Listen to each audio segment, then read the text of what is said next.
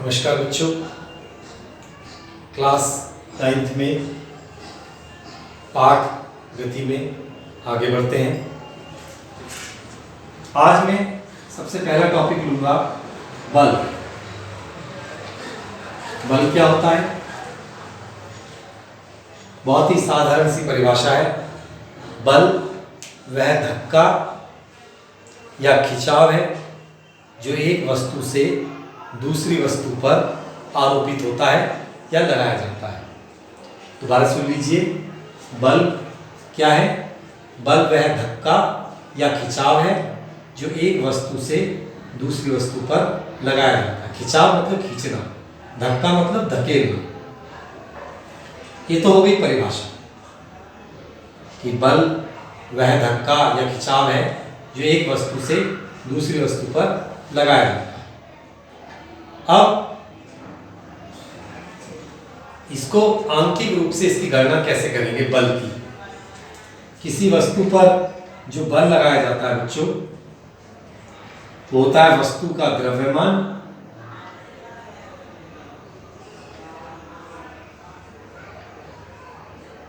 गुणा त्वरण। जब आप बल लगाएंगे तो वस्तु गति करेगी, गति होगी तो उसमें त्वरण होगा, तो बल निकाला जाएगा द्रव्यमान गुणा त्वरण से। ये हो गया बल का सूत्र। एक बात। दूसरी बात, ये एक सदिश राशि है। बल कैसी राशि है? सदिश राशि है। बल लगाने के लिए हमें दिशा पता होनी चाहिए कि हम किधर लगा रहे हैं। नंबर 2। नंबर 3, इसका मात्रक। अब मात्रक की बात करें तो मात्रक यहीं से निकलेगा। द्रव्यमान का मात्रक क्या होता है? किलोग्राम। और त्वरण का मात्रक मैंने आपको बताया था मीटर प्रति सेकंड स्क्वायर। तो ये तो हुआ व्युत्पन्न मात्रक। कैसा मात्रक? व्युत्पन्न मात्रक। अब हम बल को, इस पूरे को न्यूटन भी कहते हैं। न्यूटन। तो बल के मात्रक को आप न्यूटन कहिए या फिर किलोग्राम मीटर प्रति सेकंड स्क्वायर कहिए, दोनों का अर्थ समान है। बल का मात्रक किलोग्राम मीटर प्रति सेकंड स्क्वायर या न्यूटन होता है। सूत्र द्रव्यमान गुणा त्वरण है। बल एक सदिश राशि है। ये बातें हमें बल के बारे में पता होनी चाहिए। इसके बाद हम आज आपको पढ़ाएंगे संवेग।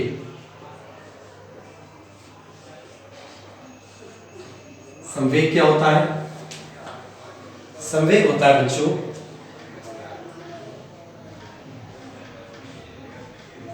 द्रव्यमान गुणा वेग। ये संवेग होता है। परिभाषित भी ऐसे ही करेंगे। द्रव्यमान और वेग के गुणनफल को संवेग कहते हैं। सूत्र हो गया।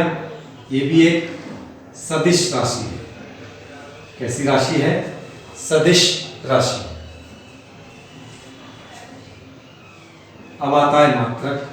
मात्रक क्या होता है? मात्रक यहीं से ज्ञात कर लेंगे हम।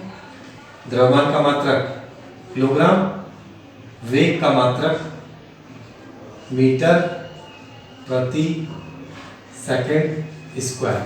किलोग्राम को चाहो तो आप हिंदी में लिख लो, किलोग्राम। तो ये हुआ संवेग का मात्रक। परिभाषा मैंने बताया, परिभाषा सूत्र के अनुसार दे सकते हैं। द्रव्यमान और वेग का गुणनफल वस्तु का संवेग कहलाता है। ये एक सदिश राशि है। मात्रक किलोग्राम मीटर प्रति सेकंड स्क्वायर होता है। अब इसके बाद हम जो अगला टॉपिक पढ़ेंगे वो होगा जड़त्व।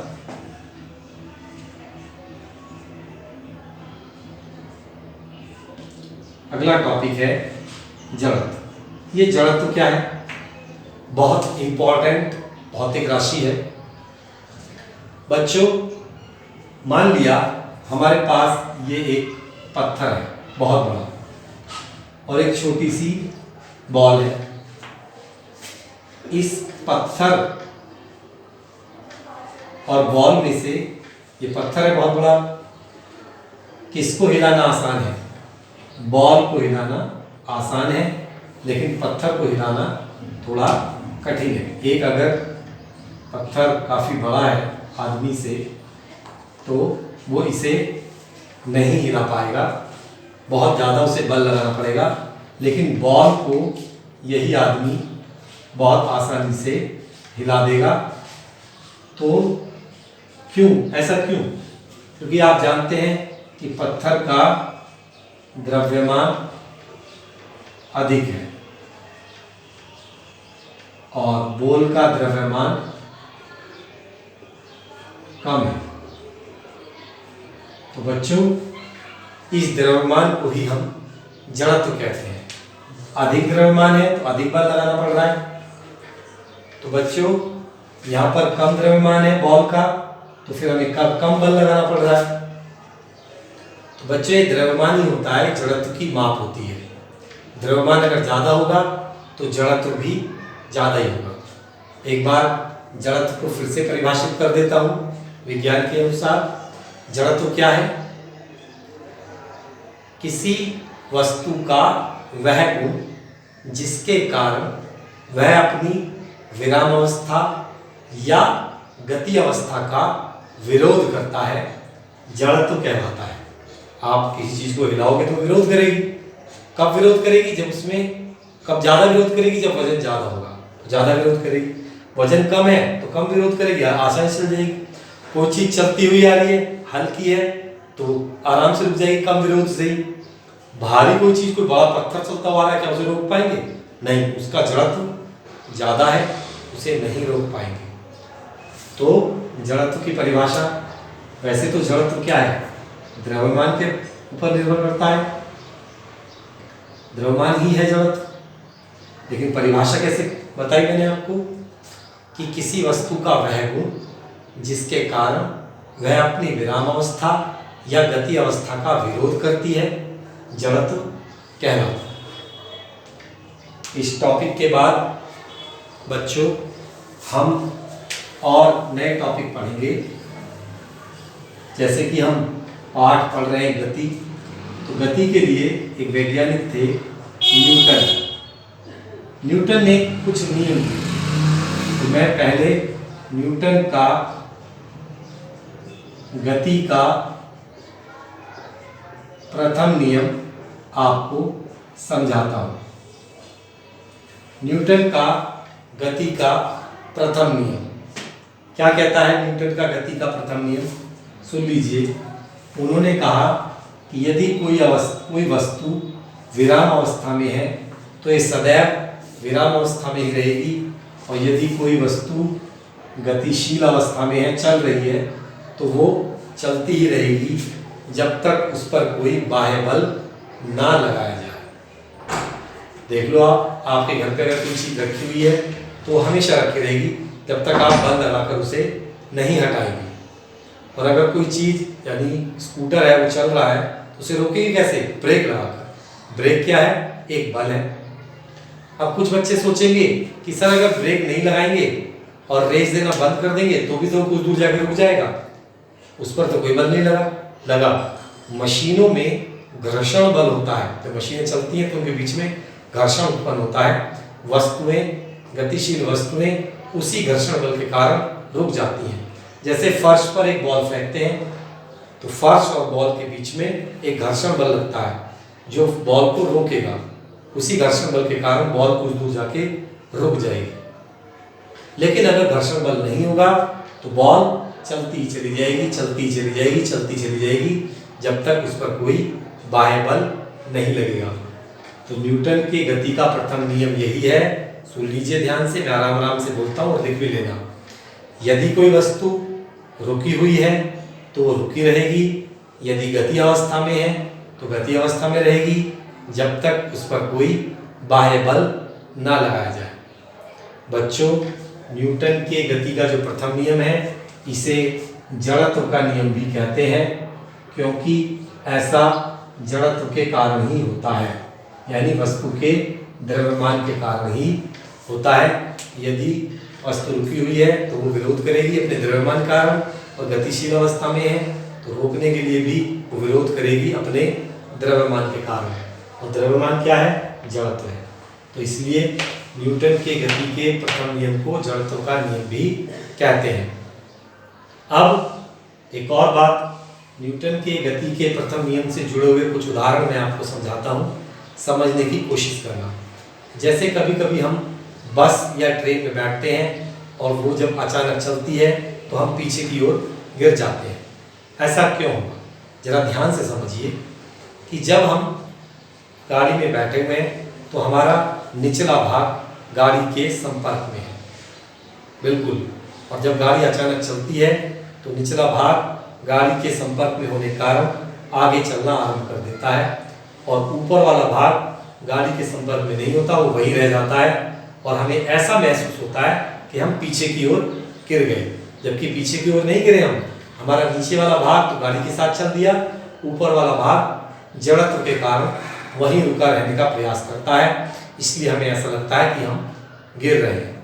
इसका उल्टा, जब चलती हुई गाड़ी में ब्रेक लगता है तो हम आगे की ओर झुक जाते हैं। ऐसा क्यों होता है?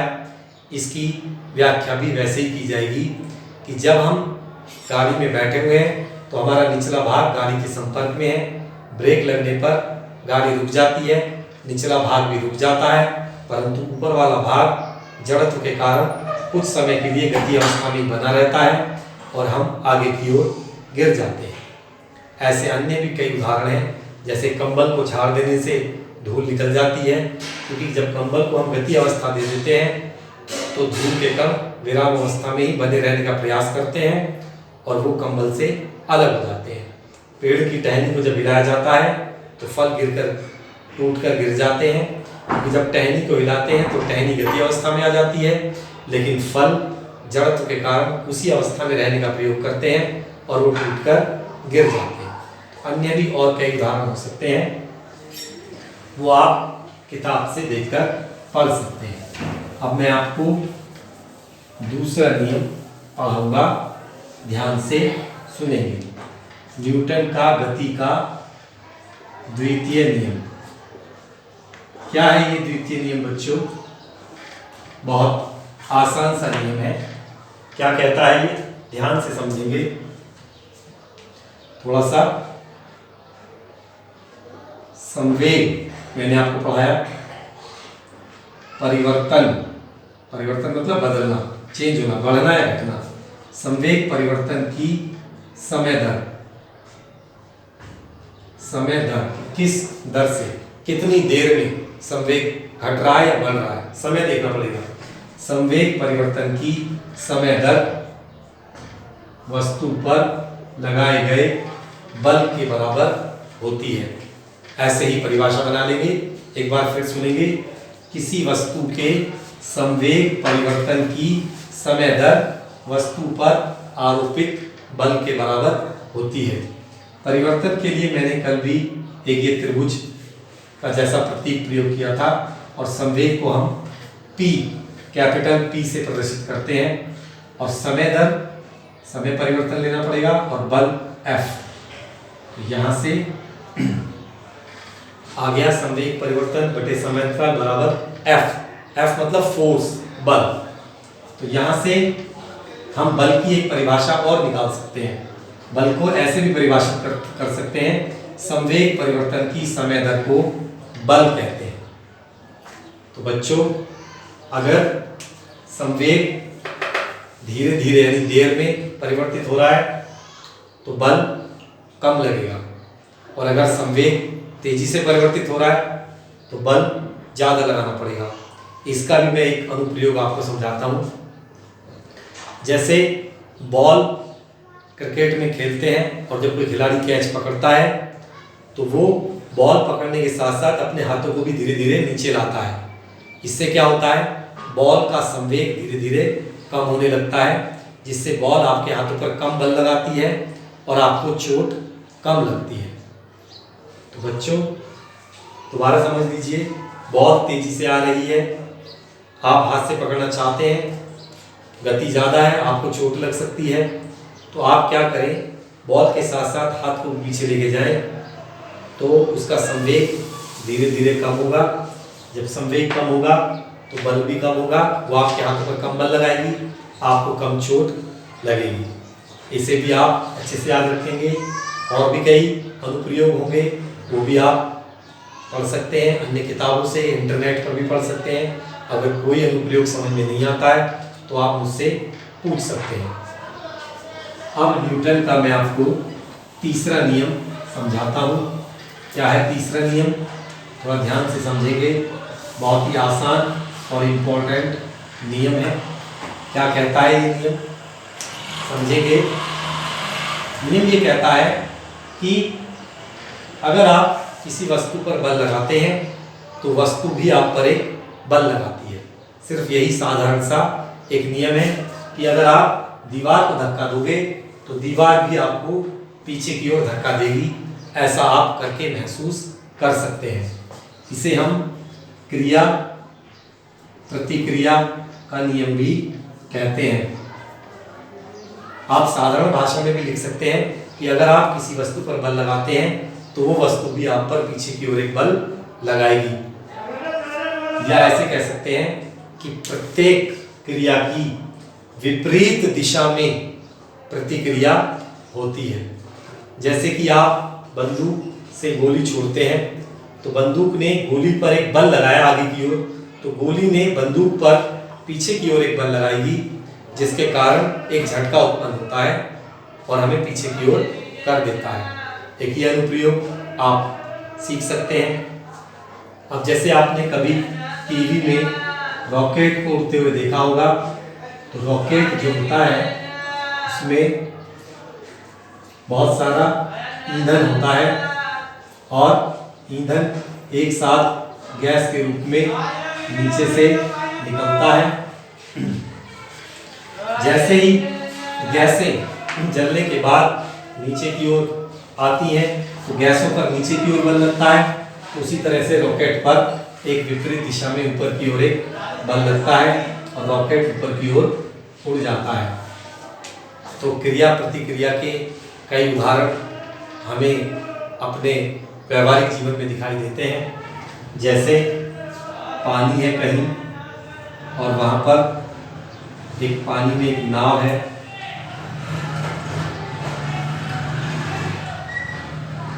नाव से कोई व्यक्ति उतरना चाहता है, तो जब उतरता है तो नाव को पीछे की ओर धक्का देता है और आगे की ओर जाता है। जब वो आगे की ओर बढ़ता है तो नाव को पीछे की ओर धक्का देता है तो नाव पीछे हो जाती है। कभी कभी ये प्रतिक्रिया बहुत ज़्यादा हो जाती है और हम पानी में गिर जाते हैं। तो हमें इसे ध्यान से देखकर ऐसा करना चाहिए ताकि हम दुर्घटना से बच जाएं। तो बच्चों, आज मैंने आपको बल, संवेग, जड़त्व, न्यूटन की गति के प्रथम, द्वितीय, तृतीय नियम पढ़ाए। आज की कक्षा में इतना ही है। कक्षा को अच्छे से सुनिए, समझिए, कॉपी और पेन लेके बैठिए। जो बात समझ में नहीं आती है उसे जब कक्षा ऑनलाइन चलेगी तो मुझसे आप पूछ सकते हैं, मैं आपको फिर से समझाऊंगा और अगली क्लास में बोर्ड पर भी समझा सकता हूं। आप कह दें हम मुझसे कि सर बोर्ड पे ही समझाना अगली क्लास में ये वाला टॉपिक, तो मैं फिर समझा दूंगा, मुझे कोई दिक्कत नहीं है। समय की मांग को समझिए, ऑनलाइन अच्छे से पढ़िए, महामारी फैली हुई है, घर पर रहकर अपने समय का उपयोग कीजिए। स्वस्थ रहिए। धन्यवाद।